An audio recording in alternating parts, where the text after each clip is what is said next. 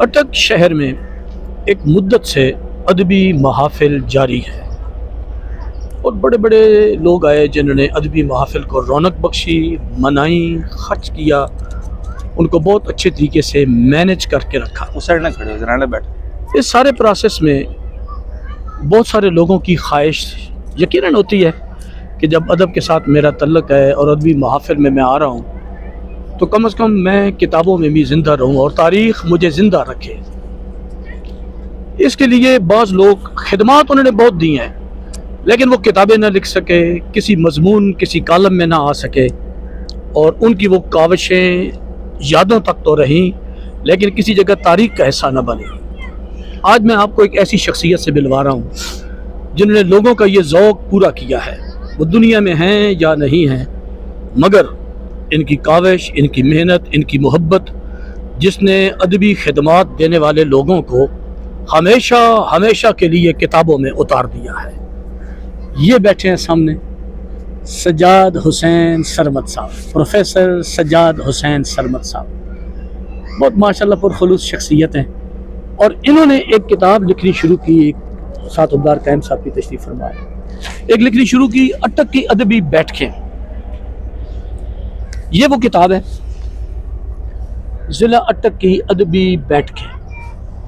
इसमें सज्जाद साहब ने ऐसा काम किया है कि जितनी इनके पास तारीख थी, इन्होंने मेहनत की थी, मुद्दत से ये खुद अदबी महफिल मना रहे थे, उन सब लोगों को इन्होंने इस किताब में यकजा किया है। और वो लोग जो बिल्कुल जिनको हम भूल चुके थे, आम आदमी अच्छे खासे जो खड़मैज है वो भी भूल चुके थे, लेकिन इन्होंने उन सब आम लोगों को अटक की अदबी बैठकें किताब लिख के, ये दूसरा एडिशन है सर, दूसरा पहला एडिशन इन्होंने लिखा है, फिर ये दूसरा एडिशन है। और बड़ी मोहब्बत के साथ उन लोगों को इन्होंने इसमें तारीख़ का हमेशा हमेशा के लिए हिस्सा बना दिया है जिन्होंने अदबी खिदमात दी थी, चाहे वो अदबी महफिलों में उन्होंने शिरकत ही क्यों नहीं की थी, खिदमात दी थी, काम किया था, मेहनत की थी। और आज अटक की जितनी अदबी महफिल बैठकें हैं, अदब की रौनकें हैं, ये उन लोगों की वसातत से हैं जिन्होंने बुनियादी तौर पे इस पे काम किया है। सज्जाद साहब, आपकी माशाल्लाह ये बहुत अच्छी काविश है, शुक्रिया। आप ख़ुद भी अल्हम्दुलिल्लाह ताला एक बुनियादी तौर पे, बुनियादी वर्कर के तौर पे आपने अपने आप को मुतारफ़ करवाया है और एक बेसिक वर्कर के तौर पे आपने अपनी मेहनत को स्टार्ट किया और अल्लाह ने आज आपको इज़्ज़त दी है। आप एक अच्छे कॉलेज में प्रोफेसर हैं, उर्दू के लेक्चरर। मैं सवाल करता हूँ कि आपने ये महफिल किस तरह शुरू की थी और उसके बाद आपको कैसे ये ख्याल आया कि यार इन लोगों को यकजा किया जाए। अभी आप सब्र करेंगे, चलिए अब बात करें। बिस्मिल्लाहिर्रहमानिर्रहीम। आवाज़ ऊंची रखेंगे ज़रा। भला गर्दिश फलक की चैन देती है किसे इंशा, वाह, गनीमत है कि हम सूरत यहाँ दो चार बैठे हैं। वाह वाह वाह। सबसे पहले मैं ताहिर साहब का ममनून हूँ कि इन्होंने इतनी खूबसूरत महफिल का एहतमाम किया, हमें बहुत अच्छी चाय पिलाई और ठीक है। और हमेशा से इनका ये मिजाज रहा है कि इन्होंने अदीबों की खिदमत की है। अदब तख्लीक भी करते हैं, लेकिन अदब से और अदीबों से इनकी मोहब्बत काबिल रश्क है। मैं इन्हें खराज तहसीन पेश करता हूँ कि इन्होंने बहुत ही काम किया है थोड़े से अरसे में, और इनकी वजह से एक अरसा तक रेलवे स्टेशन की जो बैठक है वो बड़ी बारौनक रही है। इनका शुक्रिया कि उन्होंने मुझे हुक्म दिया और मैं कोहाट से सीधा इनके पास हाजिर हो गया हूँ। अब गुजारिश ये है ताहिर साहब कि मेरी जो पहली किताब है वो निशात सरमदी के नाम से 2018 में शाया हुई, ठीक, जो खाकों का मजमुआ था। बावर रहे कि ज़िला अटक की तारीख़ तकरीबन 120-25 साल पर मुहित है। ये 125 साल ज़िला बनने को हो गए हैं, लेकिन इसमें खाकों का कोई मजमुआ अभी तक नहीं शाया हुआ। 2018 में मेरा पहला खाकों का मजमुआ शाया हुआ निशात सरमदी के नाम से।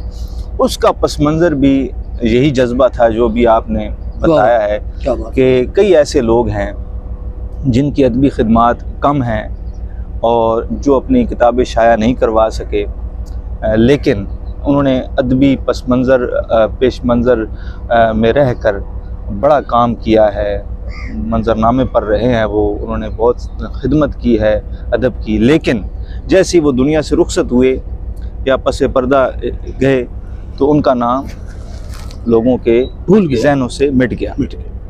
تو اس کی ایک نمائندہ مثال جو ہے، نمایاں مثال، وہ وقار احمدآج صاحب کی شخصیت ہے۔ وقار احمدآج صاحب عرصہ دراز تک ضلع اٹک کی ادبی محافل کی رونق رہے۔ واہ، قندیل ادب کے نام سے تنظیم کے صدر بھی رہے ہیں، قندیل نامی شمارہ بھی وہ شائع کرتے رہے، 5 شمارے شائع ہوئے، لیکن ان کی کوئی کتاب نہیں ہے۔ تو جیسے ہی ان کا انتقال ہوا تو میں نے سوچا کہ یار دیکھو وقار صاحب 20-25 سال تک اس پورے منظرنامے پر رہنے کے باوجود کوئی کتاب شائع نہیں کر سکے، تو کچھ عرصے کے بعد تو ان کے نام سے کوئی واقف ہی نہیں رہے گا، تو کیوں نہ ان پر خاکہ لکھا جائے۔ پھر وہ ان پر خاکہ لکھا، پھر باقی دوستوں پر خاکہ لکھنے کے بعد وہ مجموعہ تیار ہو گیا۔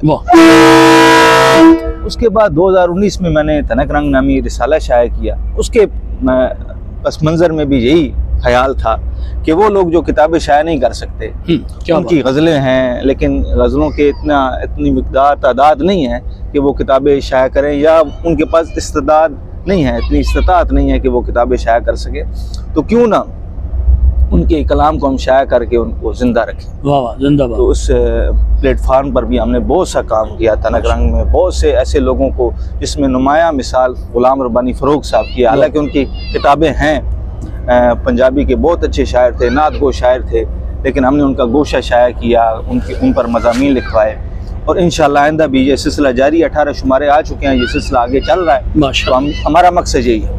اب آ جاتے ہیں ضلع اٹک کی ادبی بیٹھ کے۔ یہ میرا جو پروجیکٹ تھا، میری پہلی کتاب نشاط سرمدی کے آخری صفحے پر جو میری غیر مطبوعہ کتابوں کی فہرست تھی، اس میں نے ضلع اٹک کی ادبی بیٹھ کے باقاعدہ لکھا ہوا تھا، یعنی کہ یہ 2018 سے پہلے میرے ذہن میں یہ بات تھی کہ اس پر کوئی کام نہیں ہوا۔ ضلع اٹک بڑا رچ ضلع ہے۔ جی، ریل کی وجہ سے ذرا آواز ڈسٹرب ہوگی، ریل گھر سے گزر جائے تو پھر ریل کا نظارہ بھی دیکھیں اور ہماری سجاد صاحب کی باتیں بھی سنیں۔ جسٹ اے سیکنڈ، مجھے منیر نیازی کا ایک شعر یاد آ رہا ہے نا، اسی کے ساتھ میں پڑھتا ہوں کہ صبح کاذب کی فضا میں درد تھا کتنا منیر، ریل کی سیٹی بجی اور دل لہو سے بھر گیا۔ اور دل لہو سے بھر گیا، جدائی ہے جی، جدائی کو انہوں نے صحیح عکاسی۔ ریل کی سیٹی بجی اور دل لہو سے بھر گیا۔ چلیں سر، تو اس کے پس منظر میں یہی بات تھی کہ یار ہمارے اٹک میں پورے ضلع میں کی بات کی جا رہی ہے، جگہ جگہ ادبی محفلیں منعقد ہوتی ہیں، ادبی اکٹھ ہوتا ہے، ادبی بیٹھکیں انعقاد پذیر ہوتی ہیں، اور میرے جو ذہن میں تھیں، میرے جو مشاہدے میں تھیں، وہ بھی اس وقت بہت زیادہ شامل تھیں۔ 25-30 تو میرے ذہن میں تھیں اس وقت، تو اس میں گفتگو بھی ہوتی ہے، بہت کچھ سیکھنے کو ملتا ہے۔ اور میں خود چونکہ ادبی بیٹھکوں میں میری جو ادبی پرداخت ہوئی ہے، نشو و نما ہوئی ہے، میں اس کا بانگ دہل اعتراف کرتا ہوں کہ میں نے کوئی ریگولر نہیں پڑھا۔ میری جو ادبی نشو و نما ہے وہ ساری ادبی بیٹھکوں میں ہوئی ہے، ریلوے اسٹیشن، نظر صابری صاحب کے ہاں، اس کے علاوہ نزاکت نازک صاحب کی کاروان قلم جو بسم اللہ جیولرز تھی، اس کے علاوہ مدینہ کمپیوٹر پہ ہم بیٹھتے تھے، کمیٹی میں بیٹھتے تھے، ریلوے اسٹیشن کی مختلف جگہوں پہ بیٹھتے تھے، باقی جتنے بھی لوگ ہیں ان کے گھروں میں جاتے تھے۔ تو یہ باقاعدہ اکٹھ ہوتا تھا، بے قاعدہ یا باقاعدہ، ہفتے بعد یا روزانہ۔ اس میں ادبی جو گفتگو ہوتی تھی، گپ شپ کے ماحول میں جو ہم سیکھتے تھے، یہ سارا الحمدللہ اسی کا فیض ہے۔ یہ جو تھوڑا بہت ہم لکھ لیتے ہیں یا کچھ ہمیں شعر کہنے کی ہمارے اندر صلاحیت ہے، تو ان ادبی بیٹھکوں کا ہی یہ فیضان ہے۔ لیکن افسوس سے کہنا پڑتا ہے کہ بڑے بڑے جو نمائندہ لوگ ہیں ان پر تو کام ہوتے ہیں، ان کی کتابیں بھی شائع ہوتی ہیں اور انہیں لوگ جانتے ہیں، لیکن ان ادبی محفلوں میں آنے والے وہ لوگ جو بالکل گمنام ہیں اور جن کی ادبی خدمات نہیں ہیں لیکن وہ ادب کے طالب علم ضرور ہیں اور کچھ نہ کچھ کہہ سکتے ہیں، صلاحیت رکھتے ہیں، ان کا نام بالکل ختم ہو گیا ہے، انہیں کوئی جانتا نہیں۔ تو اس سلسلے کے آغاز کا مقصد ہی یہ تھا کہ ہم اس کا باقاعدہ آغاز کریں، ہر حصے میں ہم اس کی کوئی نہ کوئی بیٹھک شامل کرتے رہیں۔ پہلے حصے میں، پہلے اور دونوں حصوں کو ملا کر 34 بیٹھکیں ابھی تک شامل میں کر چکا ہوں، اور ابھی میرا ارادہ ہے جو تیسرا ایڈیشن آئے گا اس میں ہم حسن عبدال اور حضرو اور فتح جنگ، یہ 3 اور پنڈی کے جنڈ، مطلب تحصیلیں تو ساری رہتی ہیں، ابھی اٹک کی بیٹھکیں بھی مکمل نہیں ہوئی، لیکن میرا دل ہے کہ ان تمام تحصیلوں کے جو ادیب ہیں ان سے میں رابطہ کروں اور انہیں بتاؤں کہ یار یہ میرا مقصد ہے، تو وہ اپنی اپنی تحصیلوں کی جو بیٹھکیں ہیں وہ مجھے ان کے بارے میں معلومات دیں، اور تاکہ میں انہیں اگلے حصے میں شامل کروں انشاءاللہ۔ ماشاءاللہ۔ میرا ارادہ ہے کہ 2026 میں میں تیسرا حصہ لاؤں گا، جس میں کم از کم 20-25 بیٹھکیں ہوں گی، جو میں نے کچھ پر میں کام کر رہا ہوں اور کچھ میری دسترس میں بھی نہیں آ رہی، لیکن مجھے یقین ہے کہ ضلع اٹک کے جتنے بھی ادیب ہیں وہ مجھ سے رابطہ کریں گے اور میں ان سے بیٹھکوں کے بارے میں معلومات لے کر اپنے اگلے حصوں میں شامل کروں گا۔ جب یہ 5-6 حصے آ چکیں گے تو اس سے پھر یکجا کر کے ہم پراپر سے مجلد کتاب کی صورت میں پیش کریں گے۔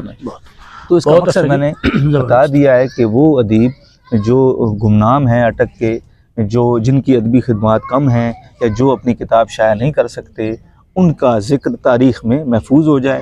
اور ضلع اٹک چونکہ بہت ہی زرخیز ضلع ہے، بہت عظیم ہستیوں کا ضلع ہے، اور یہ عظیم ہستیاں جو ہے نا، یہ ساری کی ساری ادبی بیٹھکوں کی پیداوار ہے، ان کی نشوونما ہی بیٹھکوں میں ہوئی ہے۔ اب غلام جیلانی برق صاحب نے گھر میں بیٹھ کے نہیں پڑھا، نظر صابری صاحب گھر میں بیٹھ کے نہیں پڑھتے یا پڑھاتے رہے، وہ باقاعدہ ایک محفل منعقد کرتے رہے ہیں جس میں سارے دوست احباب آتے رہے۔ تو یہ ان کو خراج تحسین بھی ہم پیش کر دیں گے، خراج عقیدت پیش کر دیں گے کہ ان کی وجہ سے، ان کے فیضان سے کتنے لوگوں نے ان سے سیکھا ہے، اور وہ لوگ جو صفحہ تاریخ سے مٹ چکے ہیں، جن کا نام تاریخ میں محفوظ نہیں ہے، اسے ہم شامل کر کے ان کا نام بھی زندہ کر دیں گے۔ اور آپ کا دوبارہ میں شکریہ ادا کرتا ہوں کہ آپ نے ایک اس پلیٹ فارم کے ذریعے مجھے بات کرنے کا موقع فراہم کیا، اور اللہ تعالیٰ آپ کو سلامت رکھے۔ آپ بہت اچھا کام کر رہے ہیں۔ یہ جو کاروان قلم کی محفل آپ کے ذریعے ہم تک پہنچتی ہیں، سوشل میڈیا میں آپ جو ماشاءاللہ متحرک ہے، تو اس وجہ سے بہت سے لوگوں کو تحریک مل رہی ہے۔ اللہ تعالیٰ آپ کو سلامت رکھے اور اللہ تعالیٰ آپ کے قلم میں برکتیں نازل فرمائے۔ بہت شکریہ۔ بہت شکریہ sir, thank you very much Sajjad صاحب، اللہ آپ کو آباد رکھے۔ اچھی گفتگو آپ نے کی ہے، اور میں سمجھتا ہوں کہ یہ جس حلقہ احباب سے ہمارا تعلق ہے، یہ اس کے ساتھ وفاؤں کا ایک انداز ہے کہ ان کے ساتھ ہم نے وقت گزارا ہے۔ سجاد صاحب نے ایک مدت گزاری ہے ان کے ساتھ، پھر ان کو کتاب میں لے آنا، تحریر میں لے آنا، تاریخ میں ہمیشہ ہمیشہ کے لیے زندہ کر دینا، یہ وفاداری کی ایک بڑی خوبصورت علامت ہے۔ تھینک یو ویری مچ سر، بہت شکریہ۔ آپ کو بھی شکریہ، آپ نے بڑا لمبا انٹرویو ہمارا سنا، اور سجاد صاحب، عبدالدار قائم صاحب، بہت بہت بہت بہت شکریہ سر آپ کا، تھینک یو ویری مچ۔